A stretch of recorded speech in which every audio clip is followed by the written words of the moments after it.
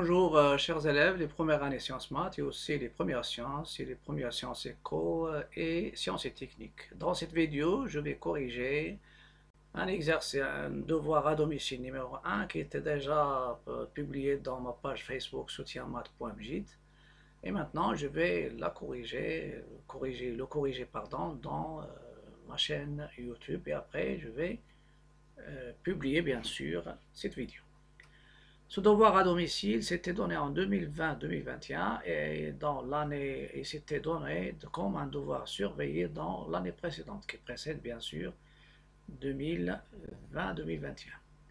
C'est un devoir sur la logique et il comprend bien sûr 5 exercices.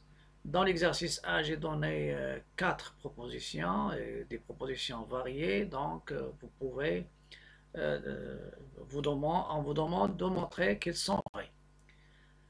Dans l'exercice 2, et ces propositions, vous les trouvez sûrement dans Al-Mufid en maths, soit dans la partie des exercices d'application, ou bien la partie des exercices qui sont demandés, la dernière page d'exercice. L'exercice 2, c'est aussi la même remarque. En utilisant le raisonnement par équivalence, bien sûr, montrer que deux propositions A et B, elles sont vraies.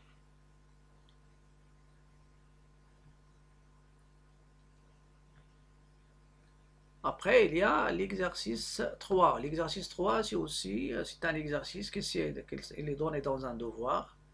Il est donné dans une série, dans des exercices que j'ai déjà corrigés, dans une vidéo intitulée, si je me souviens bien, solution des exercices sur le raisonnement par équivalence et implication.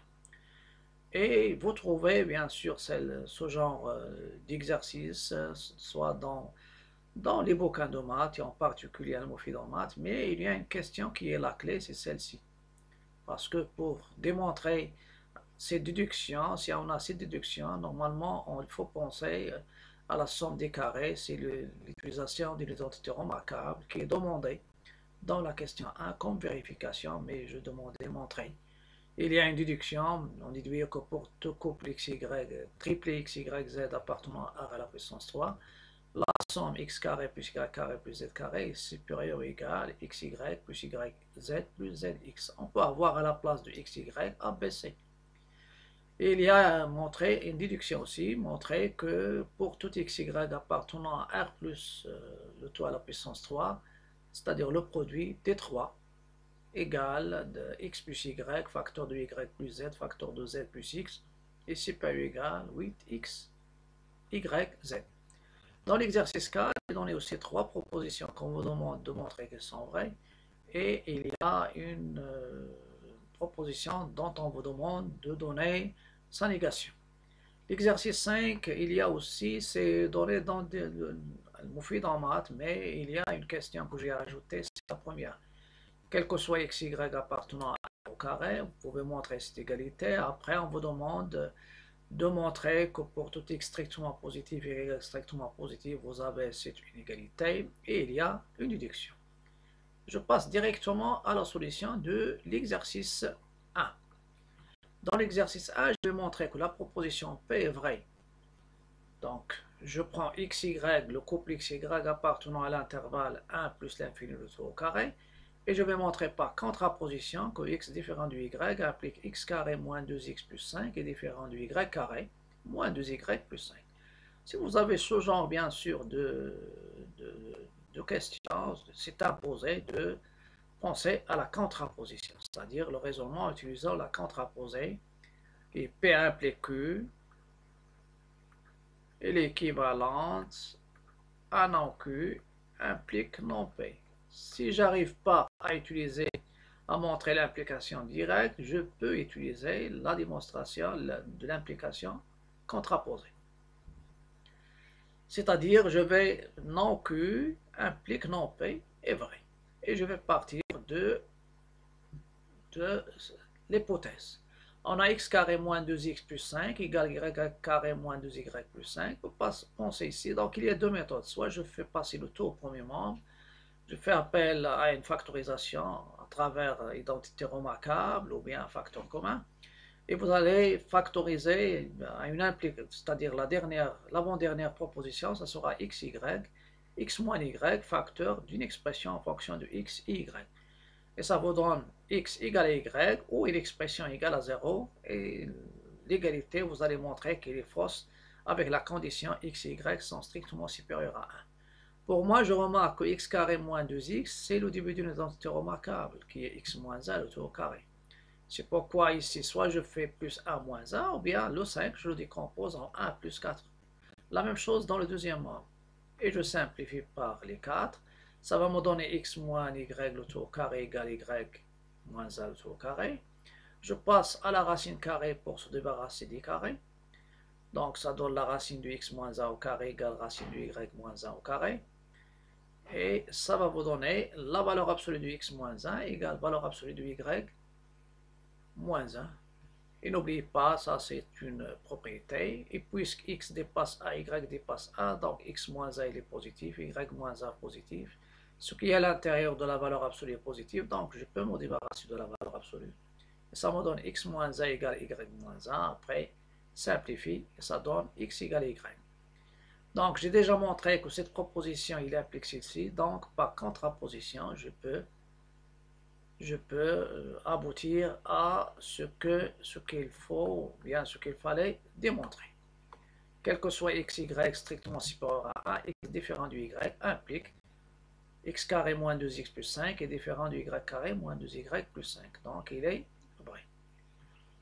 La proposition 2, c'est la proposition, on vous demande de montrer que pour tout x de R, x appartient à l'intervalle fermé 0,8, équivalent la racine de x plus a appartient à l'intervalle fermé 1, 3.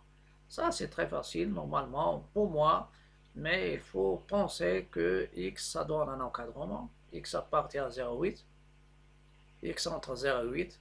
Après, ajouter 1 aux deux membres, donc ça donne 1 et 9.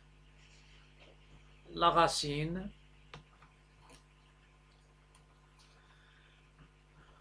donc en utilisant les équivalences, ça va vous donner après encadrement. Donc ça va donner par équivalence la racine de x plus a entre a et 3 qui est la racine de 9. Et par équivalence, ça donne la racine de x plus a appartient à l'intervalle fermé 1, 3.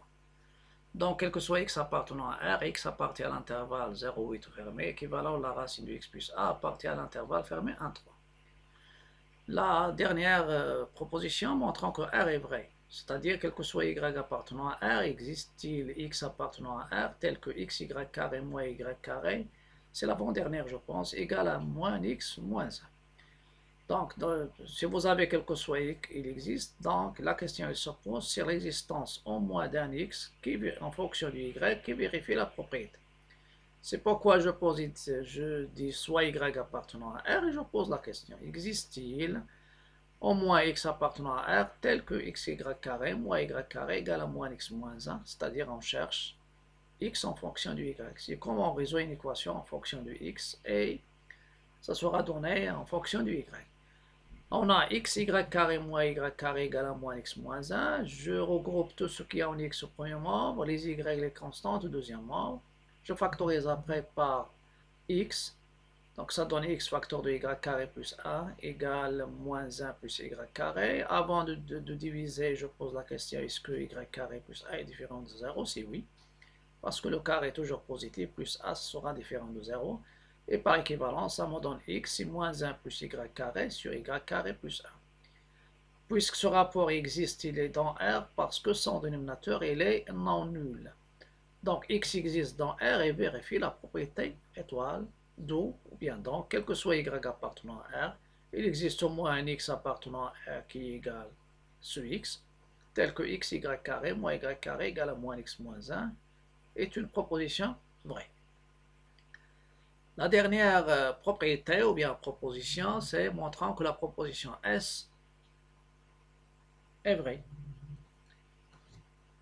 Et dans la proposition S, on vous donne, quel que soit x, y, le couple x, y appartenant à R carré, x carré plus y au carré, x, y appartenant à R au carré, x carré plus y carré inférieur ou égal à 1, implique valeur absolue de x inférieur ou égal à 1, et valeur absolue du y inférieure ou égale à 1. Je vais utiliser deux méthodes. La méthode directe, soit x, y appartenant à r au carré, x carré, je prends l'hypothèse, x carré plus y carré inférieur ou égal à 1. Vous pouvez par implication déduire que x carré faire passer y carré au deuxième membre, ça vous donne x carré inférieur ou égal à 1 moins y carré, et en même temps, le y carré il est inférieur aussi à 1 moins x carré, parce que x et y jouent le même rôle. Vous pouvez remarquer que x carré il est toujours positif, y carré il est toujours positif, donc ça vous donne directement 1 moins y carré il est supérieur ou égal à 0, et 1 moins x carré il est supérieur ou égal à 0. Faire passer moins y carré au deuxième membre, et même chose ici, moins x carré, ça vous donne y carré inférieur ou égal à 1, x carré inférieur ou égal à 1. Passer à la racine pour se débarrasser des carrés, des deux. Ça vous donne valeur absolue du y est inférieur ou égal à 1 et valeur absolue du x inférieur ou égal à 1. Donc, celle-ci, elle est vraie, d'où, quel que soit x, y appartenant à r au carré, j'ai ma proposition que je vous demande de montrer.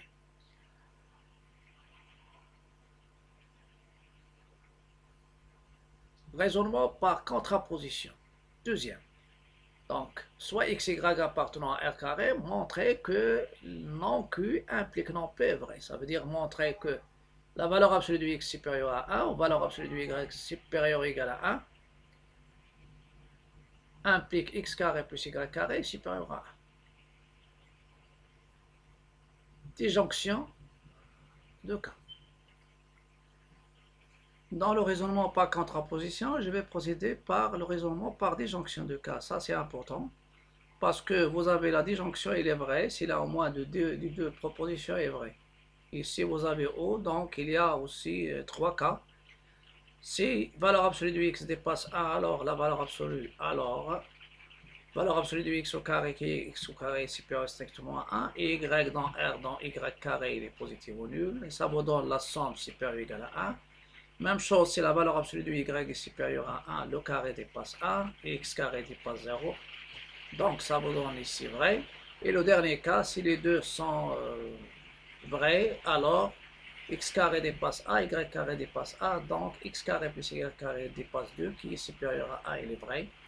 Et finalement, je peux conclure que ma proposition est vraie. Je vais corriger maintenant l'exercice 2 du devoir à domicile numéro 1, première année, sciences, maths.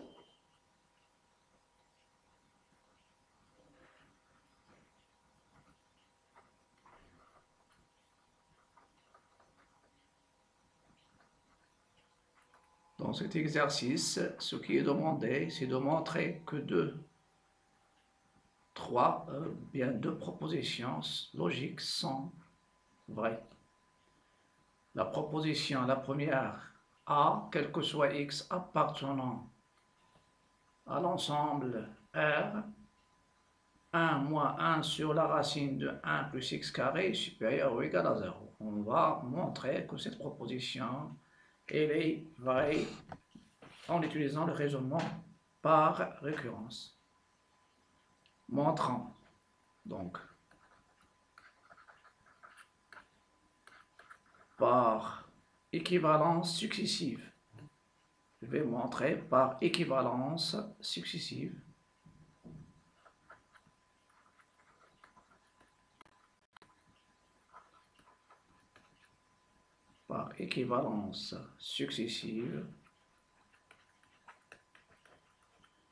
que quel que soit x appartenant à R, 1 moins 1 sur la racine, et j'ai déjà parlé de ce raisonnement par équivalence successive, on peut l'utiliser pour montrer qu'une proposition est vraie. Voilà. Et je vais commencer par mon expression.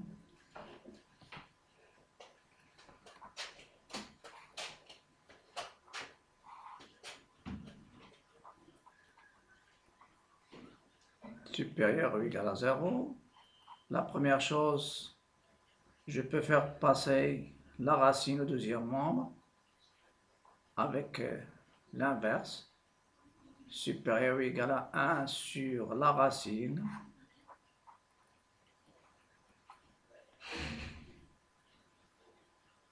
Après, je vais multiplier les deux membres par la racine de 1 plus x au carré.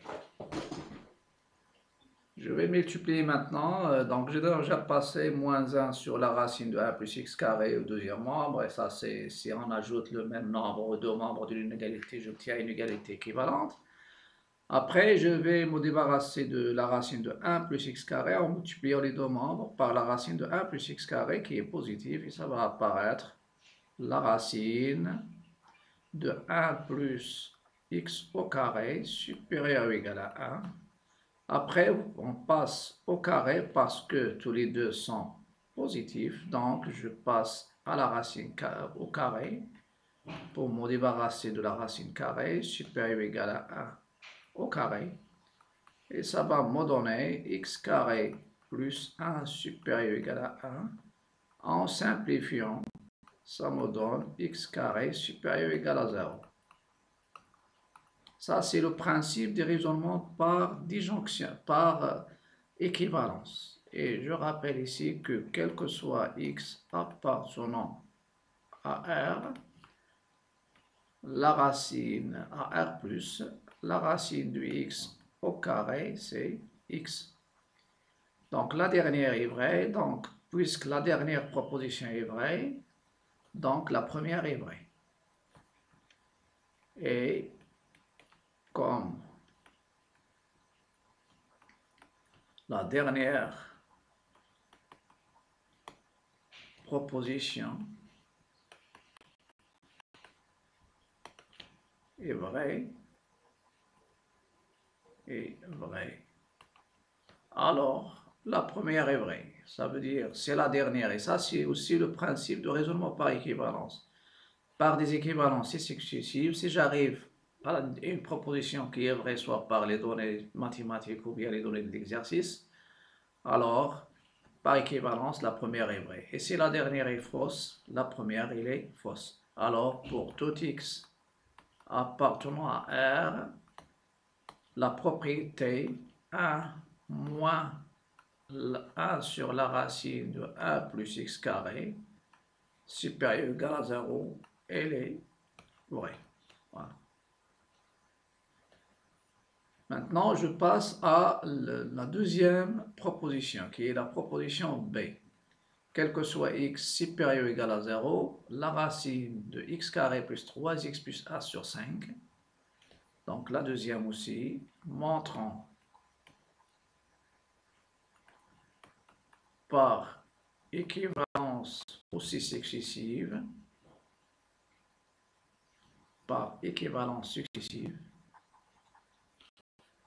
c'est un raisonnement qui est utilisable par équivalence successive, ou bien je dis par équivalence que pour tout x supérieur ou égal à 0, il y a la racine, je vais voir, de x carré plus 3x plus 1, x carré plus 3x plus 1, sur 5 est supérieur ou égal à la racine de x. Supérieur ou égal 3x plus 1, voilà. Donc, comme toujours, je prends x dans R+, et je pars de ma propriété ou bien de ma proposition. X carré plus 3x plus 1, le tout sur 5, supérieur ou égal à la racine de 5. Vous avez, tout ça c'est positif, donc je peux passer au carré des deux membres, c'est-à-dire élever les deux membres au carré pour se débarrasser et avoir une équivalence. Et il y a bien sûr une propriété dans ce genre. Donc si vous avez A positif ou nul, B positif ou nul, A supérieur ou égal à B, par équivalence, il vous donne A carré supérieur ou égal à B carré. Et vous pouvez changer le sens, c'est-à-dire le symbole, A supérieur strict, inférieur ou égal à inférieur strict. Donc équivalent, je passe à la racine carrée le carré, pardon, x au carré plus 3x plus a sur 5, le tout au carré supérieur à la racine de x, le tout au carré.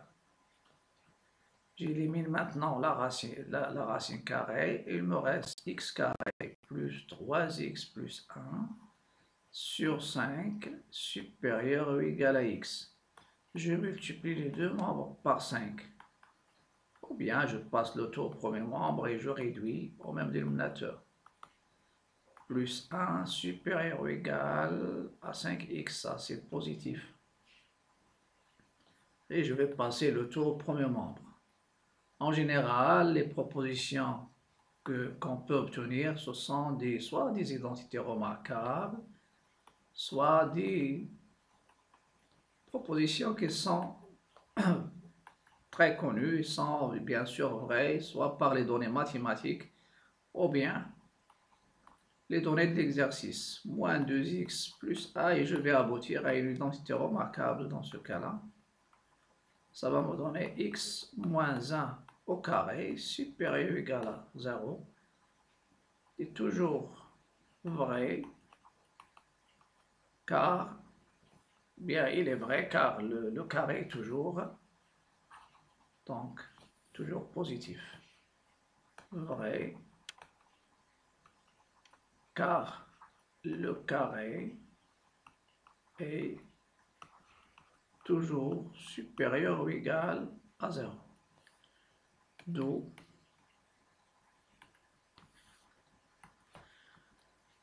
soit je donne directement, ou bien je dis puisque. Ça, c'est le principe de raisonnement. Et puisque la dernière proposition est vraie, la transitivité de l'équivalence. Alors, la première est vraie, ça veut dire pour tout x supérieur ou égal à 0, et vous ne pouvez pas utiliser ce raisonnement dans le cas de l'implication. Et il y a une chose aussi à éviter. S'il n'y a pas les symboles d'équivalence, la proposée, c'est-à-dire le raisonnement est faux. Soit je fais équivaut, c'est-à-dire le nom, ou bien je fais les équivalences. Sinon, s'il n'y a pas de liaison, le raisonnement est faux. Parce que ça, c'est l'équivalence et la transitivité. Voilà, supérieur ou égal à la racine de x, c'est une proposition qui est vraie. Donc, ça sera tout pour cette vidéo. Dans la vidéo prochaine, je vais corriger la suite de l'exercice des devoirs à domicile numéro 5. Mais avant, devoir à domicile numéro 1, pardon, première année sciences maths.